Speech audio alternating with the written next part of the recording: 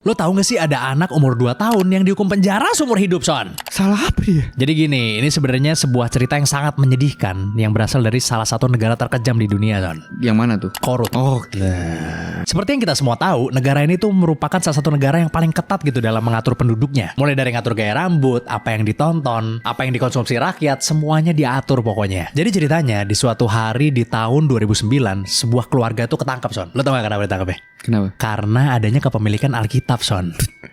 Jadi punya Alkitab 1 biji di rumahnya. Hal ini tentunya membuat satu keluarga tuh ditangkap semua, termasuk anak mereka yang berumur hanya 2 tahun saja. Padahal sebenarnya anak umur 2 tahun ngerti apa? Baca belum bisa gak sih? Nggak bisa harusnya. Setelah ditangkap, mereka sekeluarga dijatuhi hukuman seumur hidup di kamp penjara politik, yang kemudian membuat mereka harus melakukan kerja paksa tanpa dibayar seumur hidupnya. Waduh. Dan pasti ada hukuman lainnya lah gitu. Nggak cuma disuruh kerja doang. Seperti yang gue bilang tadi, kejadiannya ini kan di tahun 2009 ya.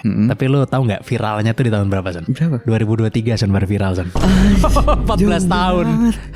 Itu juga bisa viral gara-gara munculnya laporan dari International Religious Freedom Report di tahun 2022 yang dirilis sama Departemen Luar Negeri Amerika, Son. Yang kemudian dikutip oleh banyak artikel dan kemudian menjadi viral 14 tahun setelah kejadiannya. Karena kan kita tahu sendiri ya, negara tersebut tuh sangat menjaga informasinya gitu. Jangan sampai keluar deh dari negara itu gitu kan.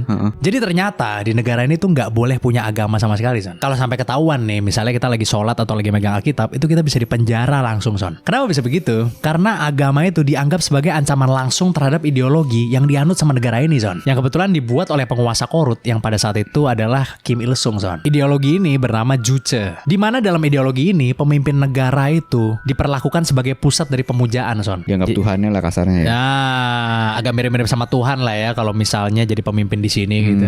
Jadi ya pemimpin di negara ini menganggap Tuhan itu sebagai saingan mereka, Son. Iya. Kan lo harusnya muja gua, kenapa lo malah muja yang lain? Nah. Dan mereka juga menganggap bahwa agama ini bisa menjadi oposisi yang terorganisir.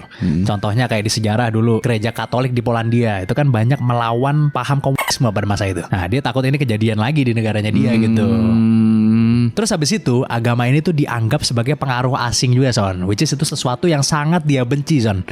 Dia nggak mau ada pengaruh dari negara lain maksudnya gitu kan. Iya. Walaupun sebenarnya negara ini itu sudah memiliki warisan agama gitu, Son, sebelumnya gitu. Sampai akhirnya Kim Il Sung naik di tahun 1948 dan menghapus semua sistem kepercayaan yang ada di negara tersebut. Oh gitu. Awalnya udah ada Buddha, Kristen, sama Konfusianisme, Son. Ada 3 tuh agama warisannya. Tapi semuanya dihilangkan oleh Kim Il Sung pokoknya. Jadi pertama kali gue dengar tentang kisah ini itu gue miris banget ya, Son, ya. Karena ternyata seorang anak itu bisa dihukum seumur hidup karena keluarga itu memeluk sebuah agama yang tidak disetujui oleh pemerintah, Son. Gila. Gue pengen dengar tentang pendapat kalian.